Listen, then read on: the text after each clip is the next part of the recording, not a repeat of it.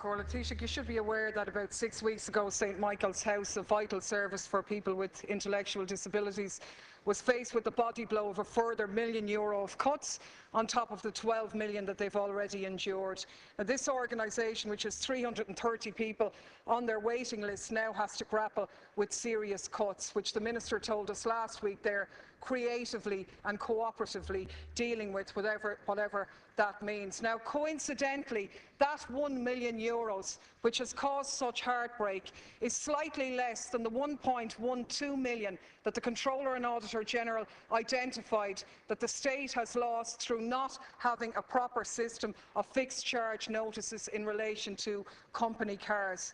Now, this was just one of a number of measures which he identified and which he called significant weaknesses in the operation of the fixed charge notice system, which resulted in a substantial proportion of people avoiding penalties, and a situation which he says needs to be addressed urgently. Now, of course, the problem here is that it's not the first time he said this. He said it in 2000, he said it in 2003, he said it in 2004, and now he's saying it again. And the question really is, why should we believe that anything different is going to happen now when it didn't happen previously? Now, clearly, against the backdrop of austerity, revenue forgone is important. Based on the Controller and Auditor General's figures, if the people had paid even at the minimum amount, it would have been an extra €3.5 million, which could have been used by St Michael's House or others. But the issue here is a lot more than revenue forgone.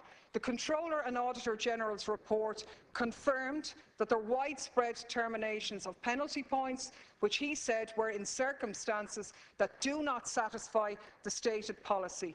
He confirmed the incidence of multiple terminations to the same person and the same vehicle. He confirmed that there was no paperwork. He confirmed that substantial amounts of them happened outside Garda districts. And to all of the problems identified by him, the response was, well, we have a new circular in place.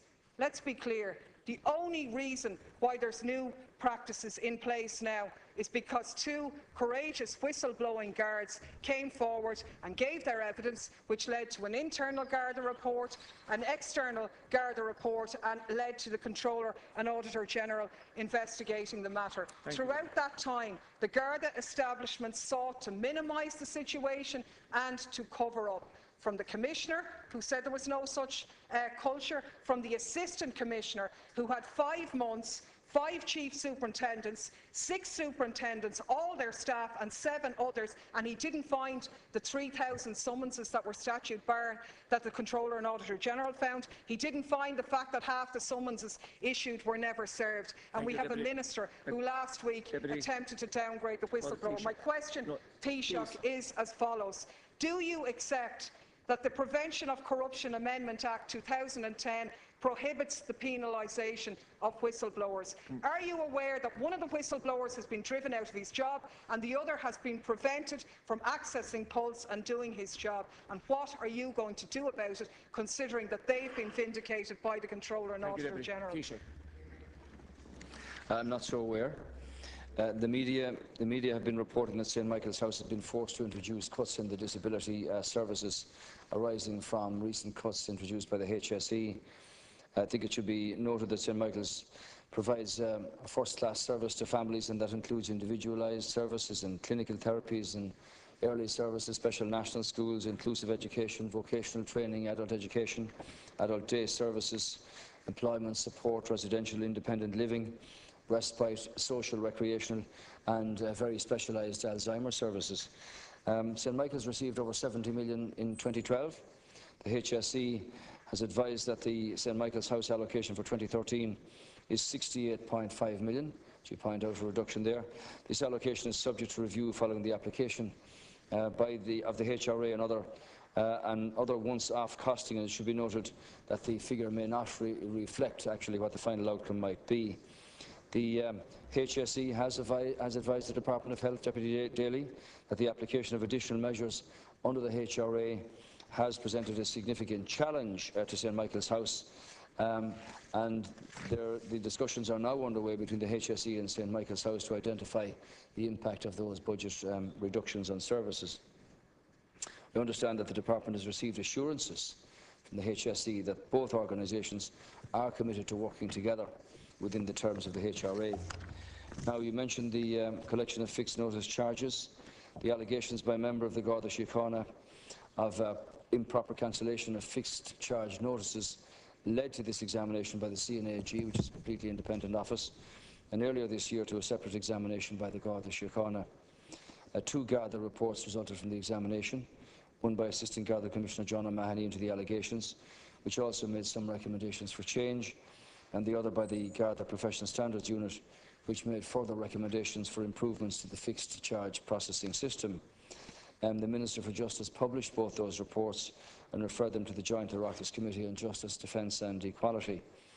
The O'Mahony report covered a longer period than the CNAG report, 3.5 years compared to 2 years. It also examined about 1,500 cancellations arising from the allegations, together with nearly 700 cancellations that were selected at random. The CNAG examination analysed the Garda fixed charge database and looked specifically at a random selection of about 350 cancellations. The O'Mahony report identified approximately the same rate of cancellation of fixed charge notices, 4.55% of notices cancelled, as the 5% identified by the CNAG's report. The O'Mahony report also identified broadly the same key issues of concern relating to the operation of the fixed charge processing system, and clearly that pointed out the need for change. And arising from that and from the O'Mahony report, disciplinary proceedings were taken against a number of members of the Garda Síochána, and a number of others were advised of the absolute necessity to follow correct procedures. Arising from the two Garda reports, a new Garda directive on the cancellation of fixed charge notices was issued to the entire force on the 31st of August this year, aimed at significantly tightening up on procedures for cancellation. And the report by the CNAG made some specific and helpful recommendations on improving the fixed charge notice system and how that interacts with the court service and the driver licensing system. And the report notes that these recommendations have already been accepted by the Garda Commissioner and will be fully implemented. Supplementary question from Deputy Clare Daly. 1 minute remaining. St Michael's House, Taoiseach, don't need to be patronised by you. They need €1 million that was cut from their budget recently, and they need a restoration of some of the 12 million that was cut from them previously, so that they can provide accommodation for the 330 people who are urgently on their priority list. Now, you absolutely failed to address the question that you were asked, which is not surprising because it has been the modus operandi of your Minister for Justice in this regard, and indeed the Garda Commissioner himself, who have sought consistently to adopt a defensive approach and to cover up from, in actual fact, what has gone on behind the scenes in this regard. The Minister has sought to rely repeatedly on new protocols and agreement which have been put in place. Now, most of these measures are not new at all. They are simply a reiteration of the protocols that were already there. By the fact that you've had to reissue them means an acknowledgement that they weren't being implemented in the first place. In reality, serious abuses have been uncovered, but your government has failed to acknowledge the severity of it. In actual fact, I don't think the media has done the issue great service either, but maybe that's because Stephen Ray and others in the Sunday Independent get their own penalty points written off and so on. If you look at the new protocols here and everything that went before it, literally the Gardaí and your government has admitted to the shortcomings in the system, but you haven't put your hands up and taken responsibility. The only people for whom there have been repercussions here have been the two men who put their jobs on the line.